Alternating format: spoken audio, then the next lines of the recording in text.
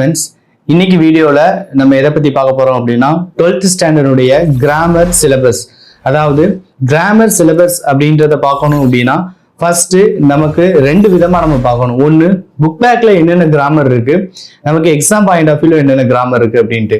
என்ன புரியலையா? புக்ல உள்ளதானே எக்ஸாம் பாயிண்ட் ஆஃப் வியூல கேட்பாங்க? கிடையாது. புக் பேக் கிராமர் நிறைய நமக்கு இருக்கலாம்.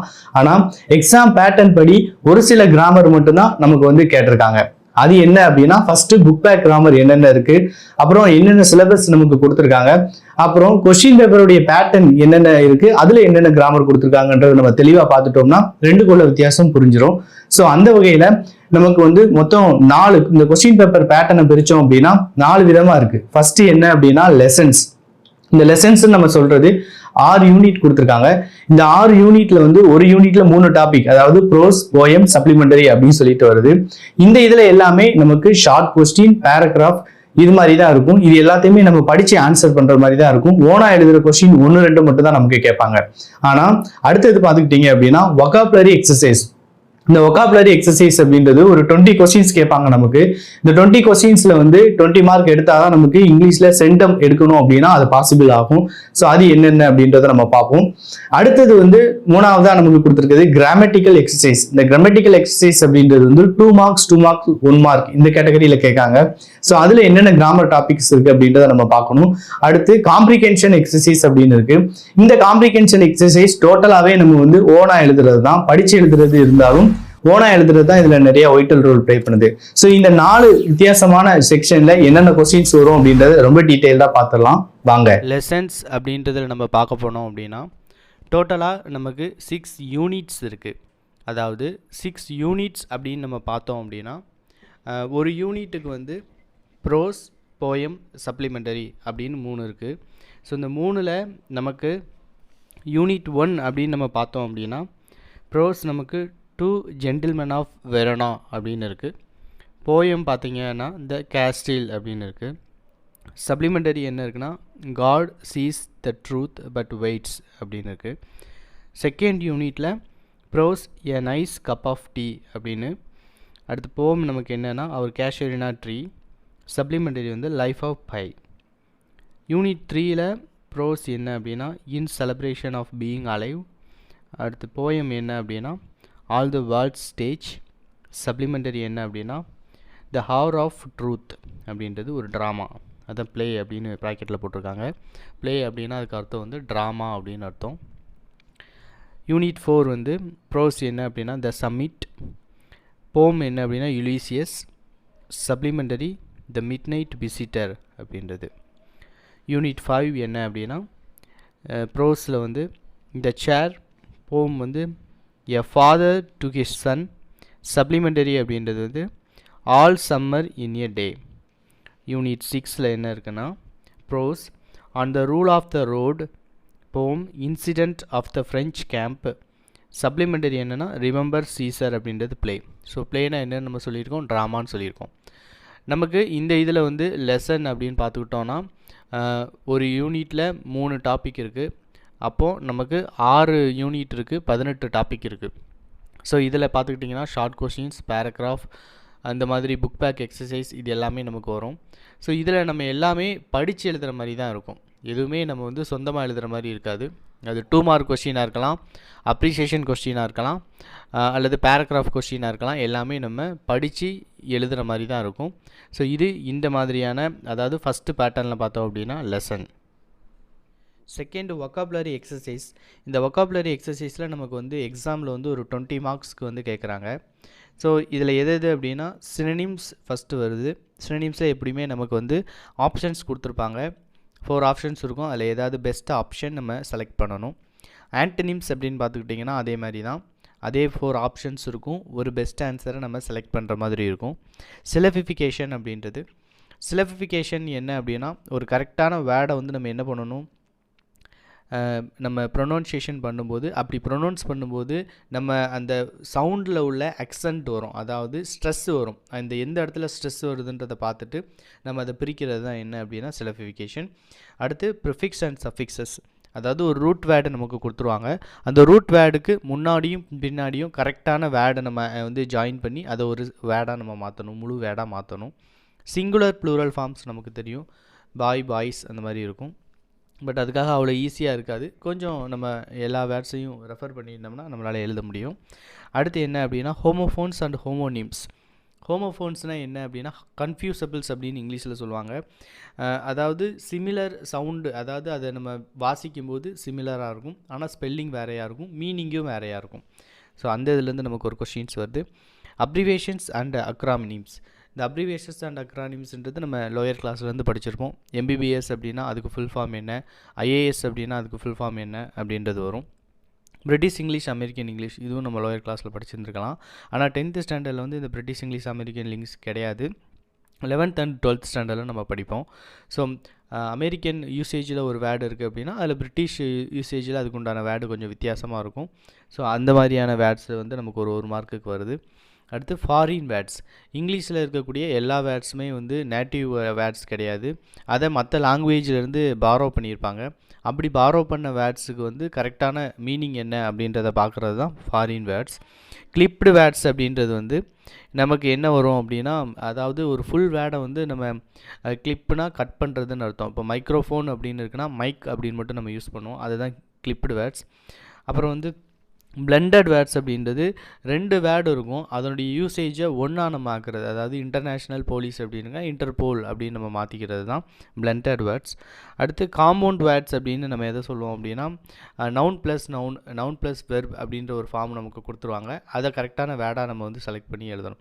இல்லை அப்படின்னா ஒரு வேர்டை கொடுத்துருவாங்க, அந்த வேர்டு வந்து நவுன் ப்ளஸ் நவுனாக இருக்கா இல்லை நவுன் ப்ளஸ் வெர்பாக இருக்கா அப்படின்றத நம்ம கரெக்டாக பார்த்து எழுதணும். அது காம்பவுண்ட் வேர்டு. இடியம்ஸ் அப்படின்றது வந்து நம்ம லாங்குவேஜை பியூட்டிஃபை பண்ணி பேசுகிறதுக்காக நார்மலாக பேசக்கூடிய வேர்ட்ஸை கொஞ்சம் ஹை ஸ்டாண்டர்டாக பேசுகிறது தான் வந்து இடியம்ஸ். அதாவது ஐ எம் ஆல்வேஸ் ஹெல்த்தி அப்படின்னு சொல்கிறத பிங்க் ஆஃப் ஹெல்த் அப்படின்ற மாதிரியான யூசேஜில் சொல்கிறது. ஸோ இது பெரும்பாலும் நமக்கு புக் பேக்லேயே இருக்கும். அப்படி இல்லை அப்படின்னா ஒரு சில காமன் இடியம்ஸ் என்னன்றதை நம்ம கைடுலேயோ இல்லை நிறைய இன்டர்நெட் மெட்டீரியல்ஸ் வச்சோ ரெஃபர் பண்ணி அதை நம்ம எழுதிக்கிட முடியும். அதுலேருந்து நமக்கு ஒரு மார்க் வருது. அடுத்து ஃப்ரேசல் வெர்ப் அப்படின்றது. ஃப்ரேசல் வெர்ப் அப்படின்றதே தெரியும். ஒரு வெர்பு அப்படின்னா ஒரே ஒரு வேர்டு இருக்கும், 2-3 வெர்பு வேர்டு சேர்ந்து ஒரு மீனிங்கை கொடுக்க அப்படின்னா அதை ஃப்ரேசல் வெர்ப் அப்படிமோ. இதுலேயும் நமக்கு ஆப்ஷன்ஸ் இருக்கும், செலக்ட் பண்ணி எழுதுகிற மாதிரி தான் இருக்குது. Frame the sentence different parts of speech அப்படின்னு கொடுத்துருவாங்க. அதாவது ஒரு சென்டென்ஸ் கொடுத்துட்டு அதில் பர்டிகுலர் வேர்டை அண்டர்லைன் பண்ணிவிட்டு அந்த அண்டர்லைன் பண்ண வேர்டு வந்து நவுனாக இருக்கலாம், வெர்பாக இருக்கலாம். ஸோ அதை வந்து நம்ம வந்து வேறு சென்டென்ஸில் அமைச்சு எழுதணும். அதாவது நவுனில் வந்து அண்டர்லைன் பண்ணிட்டு அதை நீங்கள் வெர்பாக மாற்றி எழுதுங்க அப்படின்னு கூட கொடுக்க சான்சஸ் இருக்குது. ஸோ ஒரு சின்ன வேர்டு கொடுத்துட்டு அதை நம்ம வந்து சென்டென்ஸாக ஃப்ரேம் பண்ணணும். அடுத்து பொலைட் வேர்ட்ஸ். இந்த பொலைட் வேர்ட்ஸ் அப்படின்றது ரொம்ப முக்கியமான ஒன்று. என்ன அப்படின்னா நம்ம வந்து நார்மலாக யூஸ் பண்ணுற வேர்ட்ஸ் வந்து சில பேரை ஹர்ட் பண்ணுறதா இருக்கலாம். ஸோ அதை வந்து நம்ம வந்து மாற்றிடுறது. ஃபார் எக்ஸாம்பிள் வந்து ஹேண்டிகேப்டு அப்படின்றது வந்து ஸ்பெஷலி ஏபிள்டு அப்படின்னு நம்ம இல்லை டிஃப்ரெண்ட்லி ஏபிள்டு அப்படின்ற மாதிரி நம்ம கொஞ்சம் ஸ்மூத்தன் பண்ணி பேசுகிற வேர்ட்ஸை தான் நம்ம என்ன சொல்கிறோம்னா பொலைட் வேர்ட்ஸ் அப்படின்னு நம்ம சொல்கிறோம். அடுத்து டெஃபனிஷன், ஸ்டடீஸ், ப்ரொஃபஷன் அப்படின்னா சில ஒரு டேம் கொடுத்துருவாங்க, அந்த டேமுக்கான கரெக்டான ஒரு இது என்ன அப்படின்னு மீனிங் என்ன அப்படின்னு எழுதணும். ஃபார் எக்ஸாம்பிள் ப்ரொஃபஷனில் வந்து நமக்கு வந்து ஏதாவது பேட்ஸை பற்றி படிக்கிறது என்னது அப்படின்றது கேட்கலாம். பேட்ஸை பற்றி படிச்சுட்டு அது ரிலேட்டடான ஒர்க் பண்ணுறவங்கள நம்ம என்னன்னு சொல்லலாம். இது மாதிரியான சின்ன சின்ன டேம்ஸ்க்கு வந்து நமக்கு மீனிங் வந்து எழுதணும். அந்த டேம்ஸை கொடுத்துருவாங்க, அதுக்கு உண்டான மீனிங்கை நம்ம கரெக்டாக எழுதணும். இதுதான். ஸோ இந்த பார்ட் ரொம்ப முக்கியமானது. வெக்காபுலரி எக்ஸசைஸ் பார்ட் ரொம்ப முக்கியமானது. ஏன் அப்படின்னா இந்த வெக்காபுலரி பார்ட்ஸில் வந்து நம்ம ஃபுல் மார்க் எடுத்தால் மட்டும்தான் நம்ம லாங்குவேஜ் பேப்பரில் சென்டம் அடிக்க முடியும். லாங்குவேஜ் பேப்பரில் சென்டம் எடுக்க முடியுமான்னு கேட்டால் கண்டிப்பாக இருக்குது, பாசிபிள்ஸ் இருக்குது. நம்ம வந்து இன்னும் கொஞ்சம் ஸ்டாண்டர்டைஸாக எழுதணும் அப்படின்னா, நல்லா படித்தோம் அப்படின்னோம்னா இந்த மாதிரி கிராமர் பார்ட்ஸ்லாம் கொஞ்சம் மிஸ்டேக் இல்லாமல் எழுதணும் அப்படின்னா நம்மளால் சென்டம் எடுக்க முடியும். ஸோ இது ரொம்ப கவனிக்க வேண்டிய ஒரு பார்ட். அடுத்து நமக்கு வந்து கிராமட்டிக்கல் எக்ஸசைஸ். ஸோ இந்த கிராமர்னு நம்ம சொல்கிறோம் இல்லையா, இந்த கிராமர் 12th ஸ்டாண்டர்டில் நமக்கு என்ன கிராமர் இருக்குது அப்படின்றது மட்டும்தான், இதில் உள்ள கிராமர் மட்டும்தான் நமக்கு வந்து எக்ஸாமில் ரெஃப்ளெக்ட் ஆகுது. அது என்னன்னு பார்ப்போம். First tense form. ஸோ இந்த டென்ஸ் ஃபார்ம் அப்படின்றது வந்து நமக்கு என்ன கொடுத்துருக்காங்க அப்படின்னா ஒரு வேர்டு இருக்கும், அந்த வேர்டை கரெக்டாக நம்ம வந்து என்ன அந்த ஒரு சென்டென்ஸில் அது என்ன டென்ஸில் போட்டு எழுதணும் அப்படின்ற மாதிரி ஒரு கொஷின் நமக்கு வரலாம். அப்படி இல்லை அப்படின்னா எரர் ஸ்பாட்டிங் அப்படின்னு நமக்கு ஒரு கண்டென்ட் இருக்குது. இந்த எரர் ஸ்பாட்டிங்கில் டென்ஸில் ஏதாவது ஒரு எரர் இருக்கும், அந்த எரரை கண்டுபிடிக்கிறதுக்கு இந்த டென்ஸ் ஃபார்ம் அப்படின்றத நம்ம படிக்கணும். அடுத்தது வந்து ஆக்டிவ் அண்ட் பேசிவ் வாய்ஸ். இது ஒரு 2 மார்க்குக்கு தான் நமக்கு வருது. ஸோ இந்த ஆக்டிவ் அண்ட் பேசிவ் வாய்ஸில் ஒரு சென்டென்ஸ் கொடுத்துருவாங்க. அந்த சென்டென்ஸை வந்து ஆக்டிவ் வாய்ஸாக பேசிவ் வாய்ஸான்னு ஃபஸ்ட்டு ஐடென்டிஃபை பண்ணிவிட்டு வேறு வாய்ஸில் நம்ம சேஞ்ச் பண்ணி எழுதணும். அடுத்தது டைரக்ட் அண்ட் இன்டைரக்ட் ஸ்பீச். இந்த டைரக்ட் அண்ட் இன்டைரக்ட் ஸ்பீச் வந்து எப்படி இருக்கும் அப்படின்னா, நமக்கு ஒரு ஸ்பீச் ரிப்போர்ட்டட் ஸ்பீச் அப்படின்னு கொடுத்துருவாங்க. அந்த ரிப்போர்ட்டட் ஸ்பீச்சை வந்து நம்ம கரெக்டாக அது வந்து என்ன ஸ்பீச்சில் இருக்குதுன்னு அதே மாதிரி பார்த்துட்டு அதர் ஸ்பீச்சில் வந்து நம்ம மாற்றணும். கண்டிஷனல் கிளாஸஸ், அதாவது combine the sentence with if கிளாஸ்ன்னு நம்ம சொல்லுவோம். இந்த இஃப் அப்படின்றத யூஸ் பண்ணி அந்த சென்டென்ஸை நம்ம மாற்றி அமைச்சு எழுதணும். அடுத்து சிம்பிள் காம்பவுண்ட் காம்ப்ளெக்ஸ். இதுவும் 2 மார்க்ஸுக்கு தான் வருது. ஒரு சென்டென்ஸ் கொடுத்துருவாங்க, ப்ராக்கெட்டில் வந்து அதை வேறு சென்டென்ஸ், அதாவது சிம்பிள் சென்டென்ஸில் கொடுத்துருக்காங்க அப்படின்னா அதை நம்ம காம்ப்ளெக்ஸ் சென்டென்ஸில் மாற்றுறோம். லிங்கர்ஸ். ஸோ லிங்கர்ஸ் அப்படின்றது கன்ஜெக்ஷன் நம்ம அப்படி சொல்லுவோம். ஸோ இந்த கன்ஜெக்ஷனை யூஸ் பண்ணி அந்த சென்டென்ஸை நம்ம வந்து கம்பைன் பண்ணுற மாதிரியோ இல்லை மாற்றி அமைக்கிற மாதிரியோ இருக்கும். அடுத்தது இன்வர்ஷன், அதாவது ரீரைட்டிங் த சென்டென்ஸ் அப்படின்றது என்னென்னா, ஒரு சென்டென்ஸ் கொடுத்துட்டு ப்ராக்கெட்டில் வந்து ஹேடோ இல்லை ப்ராக்கெட்டில் ஏதோ ஒரு வேர்ட் கொடுத்துருப்பாங்க. அந்த வேர்டை வந்து ஸ்டார்டிங் ஒரு வேர்டாக வச்சுக்கிட்டு அந்த சென்டென்ஸை நம்ம வந்து சேஞ்ச் பண்ணி எழுதுறது தான் அந்த இன்வர்ஷன் அப்படின்றது. அடுத்து வந்து மாடல்ஸ். மாடல் வெர்ப் இருக்குல்லையே, ஆக்சிலரி வெர்ப்னு நம்ம சொல்லுவோம். ஸோ அதுலேருந்து ஒரு கொஷின் நமக்கு இருக்குது. Agreement of subject with verb. இது வந்து நமக்கு கண்டிப்பாக எதில் பயன்படும் அப்படின்னா எரர் ஸ்பாட்டிங்கில் பயன்படும். பட் செப்பரேட்டாக ஒரு கொஷினாக வருமானு கேட்டால் அது வராது. அடுத்து ரிலேட்டிவ் ப்ரொனவுன். ஸோ இந்த ரிலேட்டிவ் ப்ரொனவுனில் நமக்கு ஒரு மார்க்குக்கு ஒரு கொஷின் இருக்குது. எப்படி அப்படின்னா, ஒரு சென்டென்ஸ் கொடுத்துட்டு ப்ராக்கெட்டில் வந்து அதனுடைய ரிலேட்டிவ் ப்ரொனவுனை கொடுத்துருவாங்க.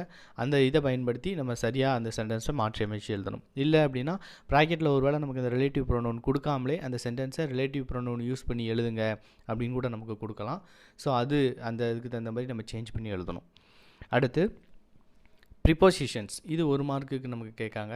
ப்ரிப்போசிஷனில் வந்து மேலே ஒரு சென்டென்ஸ் இருக்கும், அந்த சென்டென்ஸுக்கு கீழே வந்து ப்ரிப்போசிஷன் இருக்கும். ஏதாவது கரெக்ட் ப்ரிப்போசிஷனை நம்ம எடுத்து எழுதணும். ஆர்டிகல்ஸும் அது மாதிரி தான். கொஸ்டின் டேக்ஸுக்கும் நம்ம அது மாதிரி தான் இருக்கும்.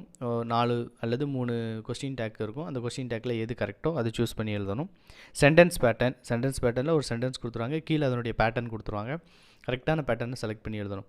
இல்லை அப்படின்னா மாற்றி கூட கேட்கலாம். பேட்டர்னை கொடுத்துட்டு அதுக்கு உண்டான சென்டென்ஸையும் கீழே கேட்பாங்க. ஸோ எப்படினாலும் மாற்றி நமக்கு கேட்க வாய்ப்பு இருக்குது. Degrees of comparison, error spotting. இந்த டிகிரிஸ் ஆஃப் கம்பேரிசன் செப்பரேட்டாக நமக்கு ஒரு கொஸ்டினாக வராது. பட் ஒருவேளை எரர் ஸ்பாட்டிங் அந்த இதில் வந்து நமக்கு வரலாம். ஸோ லாஸ்ட்டாக எரர் ஸ்பாட்டிங் அப்படின்னு நம்ம பார்க்கும்போது ஒரு 5 சென்டென்ஸ் நமக்கு வந்து எரரோடு கொடுத்துருவாங்க. அந்த எரர் வந்து கண்டிப்பாக கிராமட்டிக்கல் எரராக மட்டும்தான் இருக்கும், ஸ்பெல்லிங் மிஸ்டேக் அதில் இருக்காது. ஸோ இந்த கிராமட்டிக்கல் எரர் தான் நம்ம கரெக்டாக கண்டுபிடிச்சி எழுதணும். அது எப்படி இருக்குன்னா, ஒன்று வந்து டென்ஸில் இருக்கும், ஒன்று ப்ரிப்போசிஷனில் இருக்கும், ஒன்று வந்து கன்ஜெக்ஷனில் இருக்கும், ஒன்று வந்து டிகிரிஸ் ஆஃப் கம்பேரிசனில் இருக்கும். ஸோ இந்த மாதிரி வந்து ஒரு சென்டென்ஸும் ஒரு எரரோடு இருக்கும். அந்த எரரை நம்ம கரெக்டாக கண்டுபிடிச்சி அதை மாற்றி எழுதணும். அவ்வளோதான். ஸோ இந்த கிராமர்னால் என்ன அப்படின்றத மட்டும்தான் நம்ம வந்து என்னென்ன டாபிக் மட்டும் உண்டுன்றதை தான் பார்த்துருக்கோம். பட் இண்டிவிஜுவலாக இது என்னென்ன டாபிக் அப்படின்றத நம்ம வந்து செப்பரேட் வீடியோவில் நம்ம பார்த்துடலாம். நெக்ஸ்ட்டு காம்ப்ரிஹென்ஷன் எக்ஸசைசஸ், அதாவது படித்து எழுதுறது இதுக்கு முன்னாடி பார்த்தோம். இதுக்கப்புறம் வந்து நம்ம ஓனாக எழுதுறது, அதாவது படித்து இதுக்கு படிக்கவே தேவையில்லையா அப்படின்றதில்ல. பட் இதுக்கு நிறையா ப்ராக்டிஸ் பண்ணி பார்த்துருந்தா போதும், நம்ம எழுதலாம். Dialogue writing. First dialogue writing அப்படின்னா மேலே அதாவது ஒரு சிச்சுவேஷன் கொடுத்துருவாங்க, அந்த சிச்சுவேஷனுக்கு நம்ம டயலாக் ரைட் பண்ணணும். ஆர்டிக்கல் ரைட் அல்லது ரிப்போர்ட் ரைட் அப்படின்றது வந்து ஒரு இன்சிடெண்ட்டை பற்றின டீட்டெயில்டை வந்து ஒரு குரூப்புக்கு நம்ம தெரியப்படுத்துகிற மாதிரி ஒரு ஆர்டிக்கலாக நம்ம எழுதுறது தான் ஆர்டிக்கல் ரைட்டிங். நோட்டீஸ் ரைட்டிங் அப்படின்றது சில அனௌன்ஸ்மெண்ட்டை சில குரூப்புக்கு நம்ம எக்ஸ்ப்ரெஸ் பண்ணணும். அப்படி எக்ஸ்ப்ரெஸ் பண்ணுறதுக்காக நம்ம எழுதக்கூடியதான் அந்த நோட்டீஸ் ரைட்டிங் அப்படின்றது. அடுத்து டிஸ்கிரைபிங் எ ப்ராசஸ் அப்படின்றது. இந்த டிஸ்கிரைபிங் ப்ராசஸில் அவங்க என்ன டாபிக் வேணாலும் கொடுக்கலாம். அல்லது ஒரு டீ எப்படி மேக் பண்ணணும் அப்படின்னு கேட்டால் நம்ம அந்த டீயை எப்படி மேக் பண்ணணுன்றதை பற்றி ஒரு 5 சென்டென்ஸில் எழுதணும். ஒரு கம்ப்யூட்டர் எப்படி இன்ஸ்டால் பண்ணணும்னு கேட்டாங்கன்னா அந்த கம்ப்யூட்டர் எப்படி நம்ம இன்ஸ்டால் பண்ணணும் அப்படின்றத பற்றி ஒரு 5. ஸோ இது வந்து ரொம்ப காமனான டாபிக். நிறைய விஷயங்களில் நமக்கு வந்து தெரிஞ்சிருந்தால் தான் அவங்க கேட்குற இந்த கொஷினை நம்ம அட்டன் பண்ண முடியும். ஸோ இதுக்கு நிறையா மாடல்ஸ் நமக்கு இருக்குது, அதையும் நம்ம சேனலில் பார்த்துடலாம். அடுத்து summary writing are making notes. இந்த சம்மரி ரைட்டிங்கிறது நம்ம சின்ன பிள்ளையிலேருந்து எழுதியிருப்போம். ரஃப் நோட்டு, ஃபேர் நோட்டு அப்படின்னு போட்டு ரஃப் காப்பியை அடிச்சுட்டு ஃபேர் நோட் என்னன்றது எழுதும், அந்த மாதிரி தான். அடுத்து நான் வெர்பல் கம்யூனிகேஷன். இந்த நான் வெர்பல் கம்யூனிகேஷன் அப்படின்றது என்ன அப்படின்னா, நமக்கு வந்து ஒரு பை சார்ட் மாதிரி ஒரு கொடுத்துருவாங்க. ஸோ பை சார்ட்டில் உள்ள அந்த ரிலேட்டடான டேட்டாஸை கலெக்ட் பண்ணி நம்ம சென்டென்ஸாக எழுதணும், அல்லது கீழே அது ரிலேட்டடான கொஸ்டின்ஸ் இருக்கும், அதுக்கு நம்ம ஆன்சர் பண்ணணும், அவ்வளோதான். பேசேஜ் காம்ப்ரிஹென்ஷன் அப்படின்றது ஒரு பேசேஜ் கொடுத்துருவாங்க. அந்த பேசேஜுக்கு கீழே, பேசேஜ் அப்படின்றது பேராகிராஃப், அதுக்கு கீழே வந்து ஒரு 5 கொஸ்டின்ஸ் இருக்கும். அந்த பேராகிராஃபை படித்து பார்த்து அந்த 5 கொஸ்டின்ஸ்க்கு ஆன்சர் எழுதணும். அடுத்து email writing, letter writing, biodata. இந்த 3ல் ஏதாவது ஒன்று தான். ஸோ இமெயில் ரைட்டிங் நமக்கு எல்லாத்துக்கும் தெரியும். சென்டு யார் அப்படின்னு சென்ட் ரிசிப்ட்டில் வந்து ஒரு இமெயிலை நம்ம டைப் பண்ணிக்கிடணும்.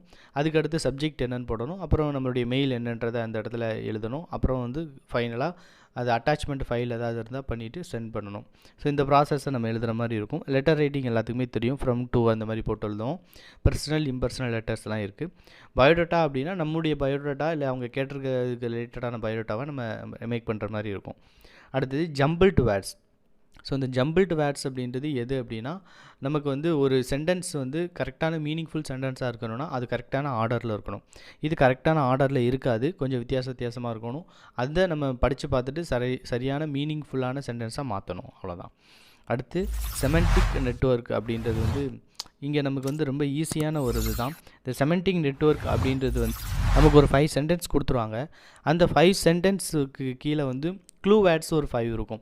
அதாவது அக்ரிகல்ச்சர் ரிலேட்டடான அங்கே ஏதாவது ஒரு சென்டென்ஸ் இருக்கும், கீழே அக்ரிகல்ச்சர்னு இருக்கும். கம்ப்யூட்டர் டெக்னாலஜி ரிலேட்டடான ஒரு சென்டென்ஸ் இருக்கும், கீழே கம்ப்யூட்டர் டெக்னாலஜின்னு இருக்கும். ஸோ அது எந்த இதுன்னு கரெக்டாக பார்த்துட்டு அந்த டிபார்ட்மெண்ட்டோட கரெக்டான க்ளூ வேர்டை நம்ம செலக்ட் பண்ணி எழுதணும். அவ்வளோதான். அதுதான் இந்த செமண்டிக் நெட்வொர்க் அப்படின்றது. டெவலப்பிங் த ஹிண்ட்ஸ் அப்படின்றது ரொம்ப ஈஸியான ஒன்று தான். ஒரு காமன் டாப்பிக்கில் நமக்கு வந்து ஒரு ஹிண்ட்ஸ் மாதிரி கொடுத்துருப்பாங்க. அந்த ஹிண்ட்ஸை வச்சு நம்ம ஒரு பேராகிராஃபாக டெவலப் பண்ணி எழுதுறது. Next general paragraphs. இந்த ஜென்ரல் பேராகிராஃப்ஸ் வந்து நம்ம டே டு டே லைஃப்பில் பார்க்கக்கூடிய நிறையா அவேர்னஸ் ரிலேட்டடான டாபிக்ஸ் இருக்கும். அந்த டாப்பிக்கில் நம்ம ஜென்ரல் பேராகிராஃப் ரைட் பண்ணுற மாதிரி இருக்கும்.